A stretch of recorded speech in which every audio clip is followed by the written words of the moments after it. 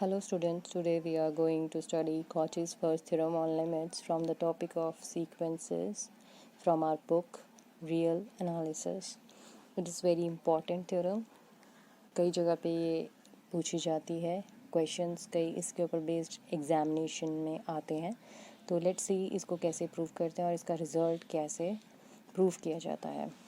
तो देखिए where we it is, पहले तो स्टेटमेंट पढ़ लेते हैं. इफ़ ए एन कोई आपके पास एंट्री है जिसमें ए एन कन्वर्ज एनथ जो आपके पास सीक्वेंस में आ रही है entry, it converges to L. ठीक है. देन एक्स एन, अगर कोई एक्स एन आपके पास दिया गया है which is like this A one plus A two A N over N, that is mean. ठीक है, मीन आ गया ना एक तरीके से. And it tends to L. इसका मतलब अगर A N tends to L होता है तो X N is also tending to L. X N is this quantity. Okay, let's start the proof. इसको प्रूफ करने के लिए हम एक और सीक्वेंस का nth टर्म अज्यूम करेंगे विच इज़ लाइक दिस. ठीक है, तो t n is equal to A n minus l where the t n tending to zero as n tends to zero, यह हमें देखना है. अब let's see that is a n is equal to t n minus l. Now the x N is given by a one plus A two plus a N over n which can be written as, अब a one कैसे लिखा जाएगा, ए one minus L, ए one minus L. ठीक है, इस तरीके से होता है. तो यहाँ पे क्या आएगा, जैसे ए एन है तो ए एन की वैल्यू आ जाएगी, यहाँ पे आ गया प्लस और यहाँ आ गया टी वन प्लस एल. ठीक है, plus t two plus l so on up to t n plus l over n. N तो हमेशा वही रहेगा. अब जितने भी हमारे पास एल है वो कितने बार आ रहे हैं, a one one two three up to n तक आ रहे हैं. तो इसका मतलब एन टाइम्स एल आ रहा है, तो एन टाइम्स एल हो गया plus t one t two t n over n. ठीक है, इसको हम लिख सकते हैं x N is equals to l plus n l over n, दोनों एन एन कैंसिल हो जाएंगे, l plus t one t two t n over n. ठीक है, this is our first equation. Now an tends to l which implies tn tends to 0. ठीक है, यही होगा ना, क्योंकि आपके पास an tends to l है, तो जब an l को कन्वर्ज करेगा तो tn converge to 0. therefore for given epsilon, अगर tn कन्वर्ज टू 0 है तो for given epsilon definition of convergent sequence, तो given epsilon greater than 0 however small there exists a positive integer m such that mod of tn is less than epsilon by 2 for all n greater than equal to m. ठीक है, ये हम मान के चल रहे हैं. ये आप लेस देन एप्सिलॉन भी कर सकते हैं, लेकिन हमें प्रूफ करना है कि ये सीक्वेंस एल को कन्वर्ज कर रही है, तो हम इसको एप्सिलॉन बाय 2 कर रहे हैं बिकॉज ये हमें आगे यूज़ होगा, तो हम इसको 2 मान लेते हैं. Again as Tn converges to 0, therefore sequence Tn is convergent sequence हो गई. अगर convergent है तो we know that sequence जो भी convergent होती है it is bounded always. अगर ये bounded है therefore अगर bounded है तो इसका कोई बाउंड होगा. ठीक है, जिसको हम अपर बाउंड कह सकते हैं. ठीक है, तो therefore there exists a real number k such that, अब बाउंडेड है तो किस तरीके से बाउंड होगी, मॉड लोअर भी होगी अपर भी होगी. फॉर ऑल एन, हम बाउंडेड तभी कहते हैं ना किसी सीक्वेंस को, कोई अपर बाउंड हो और लोअर बाउंड दोनों आपके पास एग्जिस्ट करे.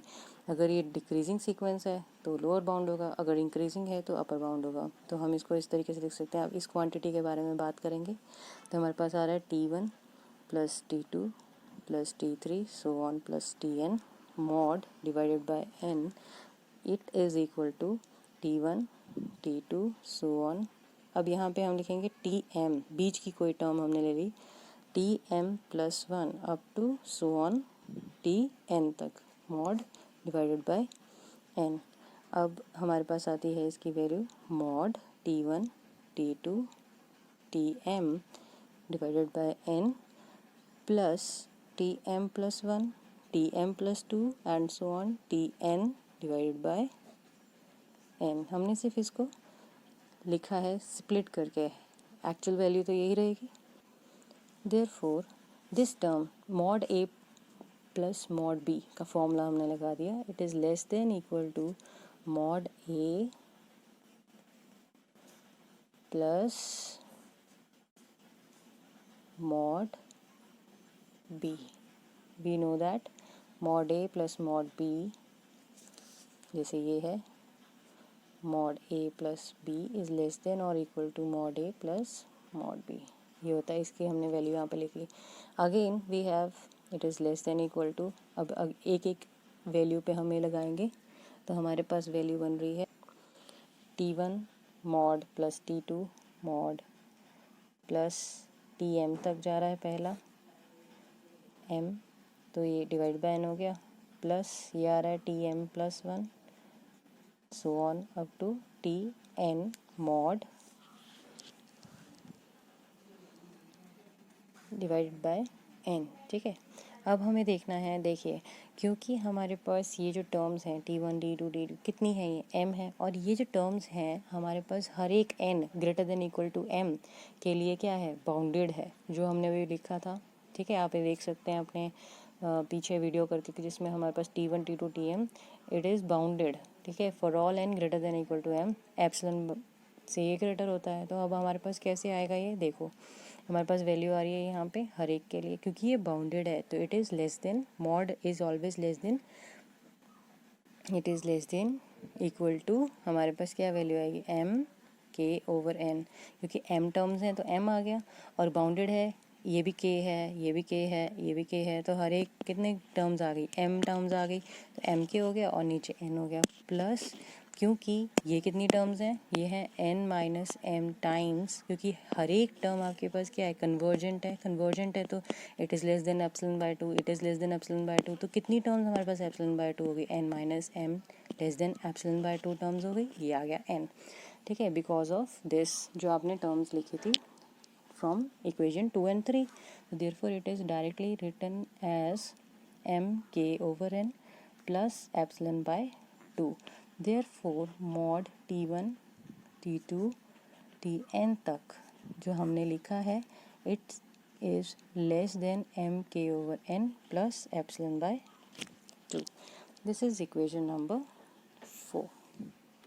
Now as n tends to infinity, ये टर्म क्या हो रही है, इट टेंड्स टू ज़ीरो, क्योंकि as n tends to infinity नीचे डिनोमिनेटर में n है, तो ये टर्म पूरी की पूरी क्या हो जाएगी, tends to zero as n tends to infinity. Therefore there exist a positive integer, there exist, अभी टेंड्स टू ज़ीरो है ना, तो हम इसको कैसे लिखते हैं, there is a positive integer p such that m k over n is less than epsilon by 2 for all n greater than equal to p। ठीक है, ये इससे लेसर हो गया, अगर इससे लेसर हो गया, late q is the maximum of m and p।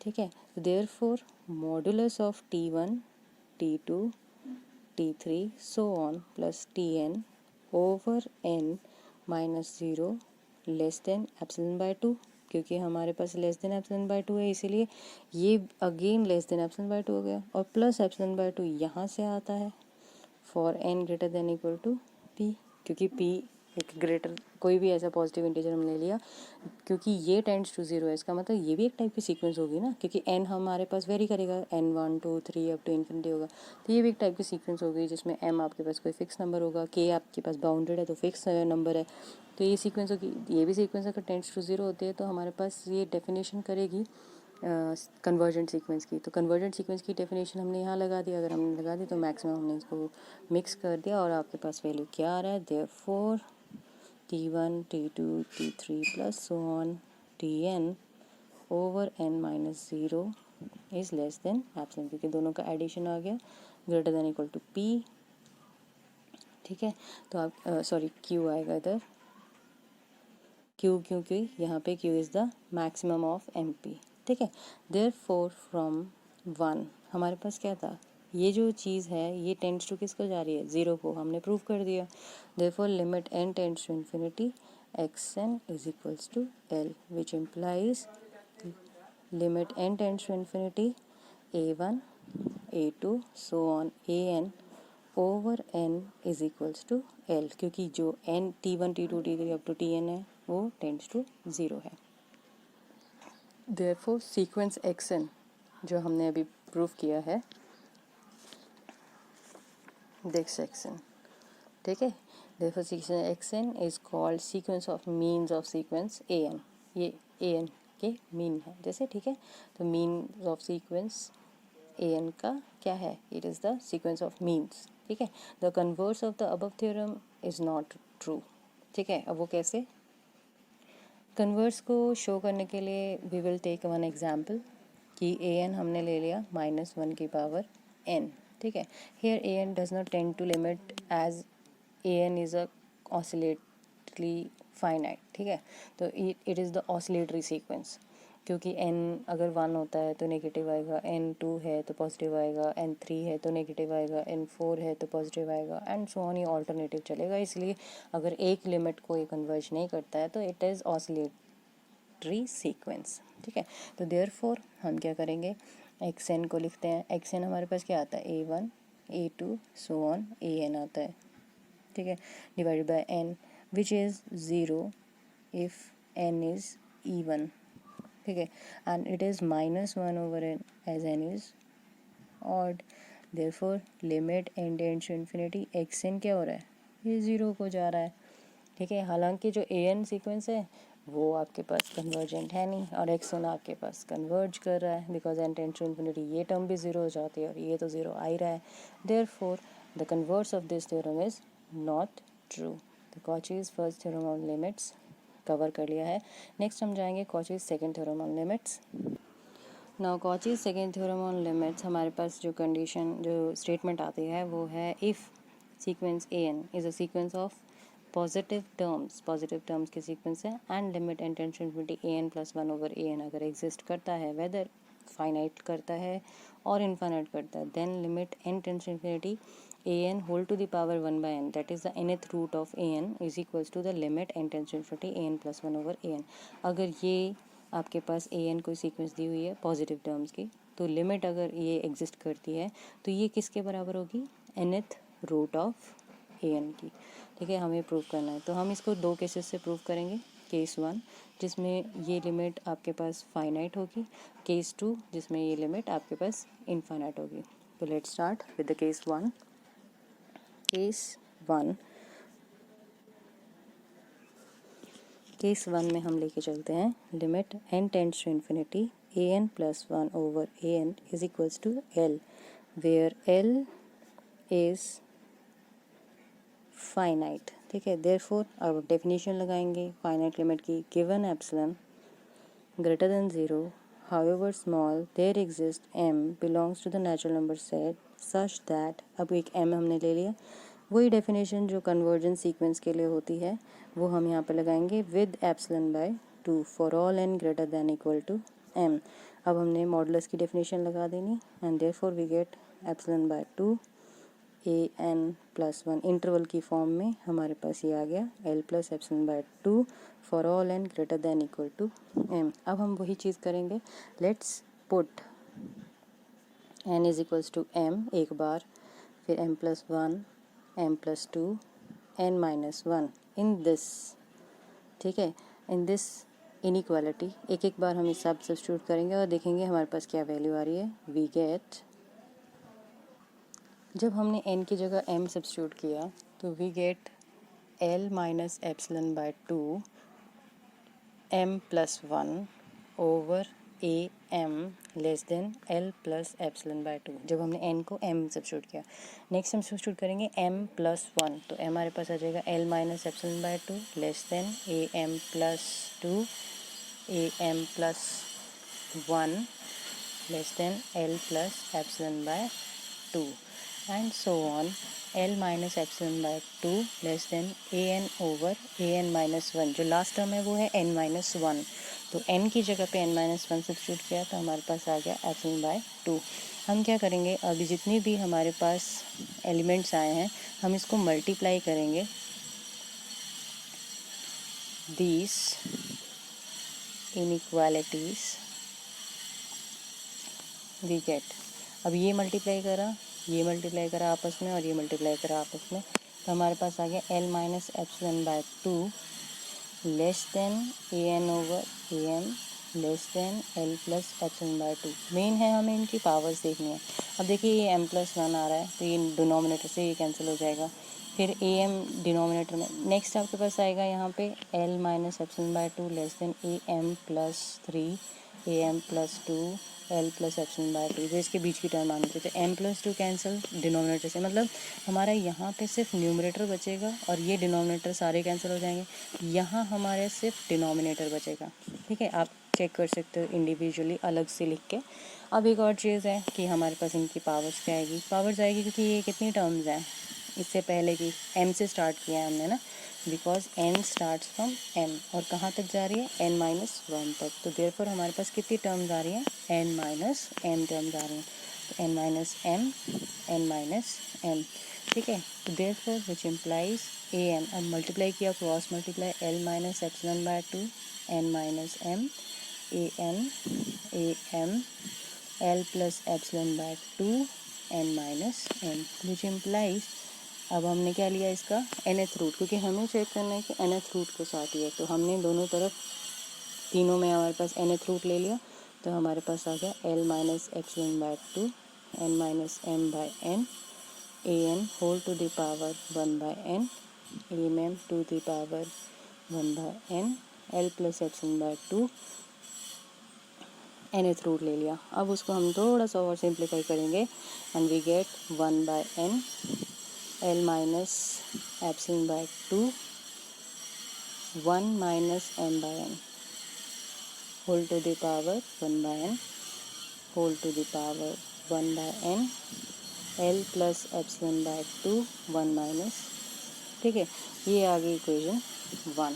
अब हमने क्या करना है, as n tends to infinity let n tends to infinity, इस पूरे में जब अप्लाई करा हमने limit n tends to infinity we get am whole to the power 1/n, जो लोअर लिमिट है L-ε 1 - m/n। As n tends to infinity जो भी आपके पास होते हुए क्या कन्वर्ज करेगी L-ε/2 को, because as n tends to infinity this term tends to 1 and as n tends to infinity this term tends to 0।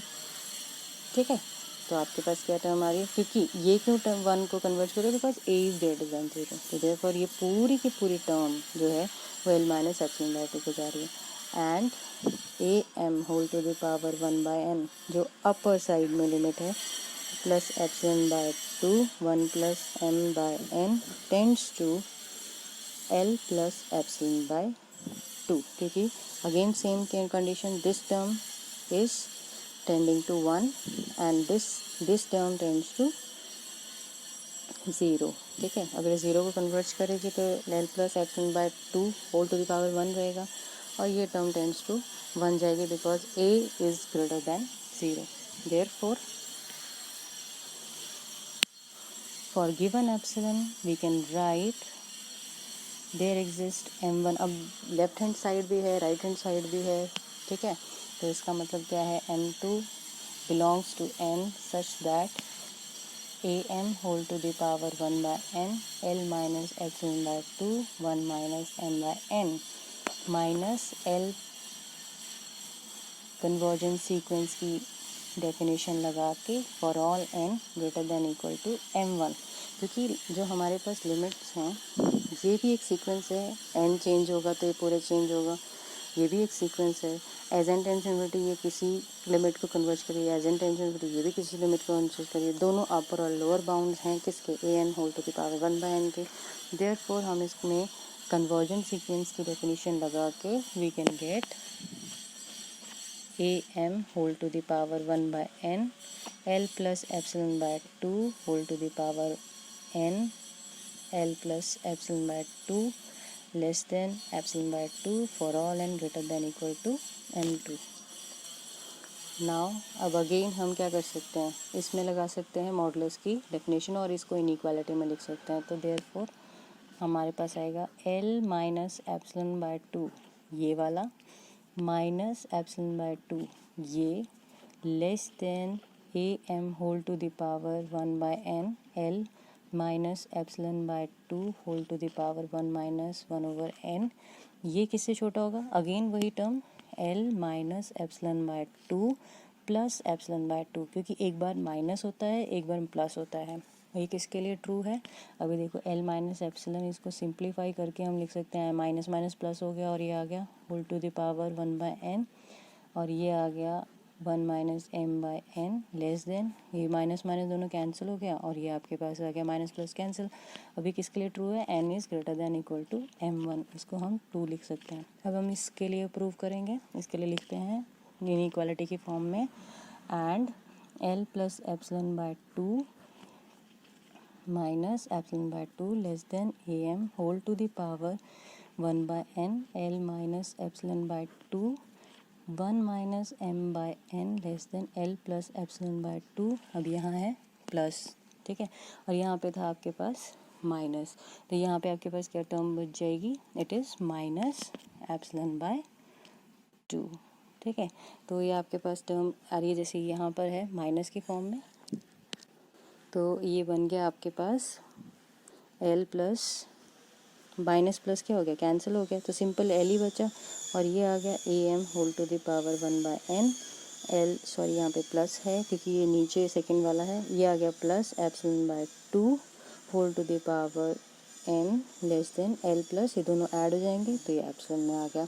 ये किसके लिए ट्रू है, n is greater than equal to m2। अब वही चीज़ है, हम कंबाइन कर देंगे रिजल्ट जो भी हमारे पास आया है, maximum of m m1 and m2 जो भी हमने इससे पहले लिए हैं। देयरफॉर फ्रॉम ये 3 हो गया, from 1 2 and 3 2 and 3 we get what, L minus epsilon less than an whole to the power 1 by n less than L plus epsilon for all n greater than equal to p। अब तो ये direct आपको दिख रहा है कि an whole to the power 1 by n converge to L, ठीक है, बिकॉज इट इज़ मॉडुलस। हम मॉडुलस की फॉर्म में लिखेंगे तो क्या आएगा, तो मॉडुलस की फॉर्म में आएगा हमारे पास, और we can write mod an whole to the power 1 by n minus L less than epsilon for all n greater than equal to p। Therefore limit n tends to infinity an whole to the power 1 by n is equals to L, और limit n tends to infinity an whole to the power 1 by n which is equal to limit n tends to infinity an plus 1 over an, ठीक है जी। तो therefore another form अगर हम लिखना चाहें कि आपके पास अगर फाइनाइट लिमिट है ये रहेगी, तो हम लिख सकते हैं if an is greater than 0 and an plus 1 over an tends to L, then we have root an tends to L, ठीक है। Now case 2 is that if the limit n tends to infinity an plus 1 over an is a divergent, plus infinity is diverging, then therefore limit अगर ये होता है तो limit n tends to infinity, अगर मैं इसको रेसिप्रोकल करती हूँ तो it equals to 0 which tends to which implies limit n tends to infinity, या 1 ओवर n प्लस 1 लिख सकते हैं, 1 ओवर n लिख सकते हैं। ये एक फाइनाइट नंबर आ गया, since it is a finite number तो इसकी limit n tends to infinity 1 over an whole to the power 1 by n 0 रहेगी, जो हमने फाइनाइट लिमिट के लिए प्रूव किया है। Therefore limit n tends to infinity अगर मैं ऑपोजिट करती हूँ, रेसिप्रोकल करती हूँ, तो we get limit n tends to infinity n whole to the power 1 by n is equals to plus infinity. Now the converse of this theorem is not true, let's see. This can be seen by an example. If we take an is equals to 5 raised to power minus n plus minus 1 whole to the power n, limit n, therefore limit n tends to infinity an whole to the power 1 by n, हम check करेंगे क्या value आती है। तो इसकी value आती है limit n tends to infinity, हमने n की वैल्यू डाली 1 बाय n लिख दिया, और उसके बाद हमारे पास लिमिट ले ली n tends to infinity which is existing, ठीक है, दिस एग्जिस्ट। वो कैसे, क्योंकि वो 5 रेज़्ड बाय -1 दैट इज़ 1/5। ये कांस्टेंट वैल्यू है और ये एग्जिस्ट कर रही है। अब हम चेक करेंगे इसकी लिमिट एग्जिस्ट करती है या नहीं। तो अगर an+1/n हमने ले लिया, इसको हमने सिंप्लीफाई करके लिखा, n की जगह n+1 लिखा, n लिखा और उसको हमने सिंप्लीफाई करके लिखा, तो हमारे पास ये वैल्यू आई। अगर n ऑड होता है, दैट इज़ अगर हम 3 लेते हैं, 5 लेते हैं, तो वैल्यू आती है 5। और अगर हम इवन लेते हैं, दैट इज़ 2, 3, 2, 4, 6 कुछ भी वैल्यू लेते हैं, तो यहाँ पे वैल्यू बनती है 5⁻³ ठीक है। तो ये दोनों ही डिफरेंट है। और हमें पता है कि अगर कोई लिमिट एग्जिस्ट करती है, it must be a unique limit. So the limit does not exist. अगर लिमिट डज नॉट एग्जिस्ट है, इसका मतलब ये चीज़ तभी ट्रू नहीं हो सकती जब अगर आपके पास लिमिट an⁻1/n है। तो हम ये नहीं कह सकते कि ये लिमिट एग्जिस्ट करेगी ही करेगी। बट अगर ये लिमिट एग्जिस्ट करती है, तो हम ये कह सकते हैं कि दोनों की लिमिट्स बराबर होंगी। Hence, try to solve this theorem, practice this more and more. Thank you.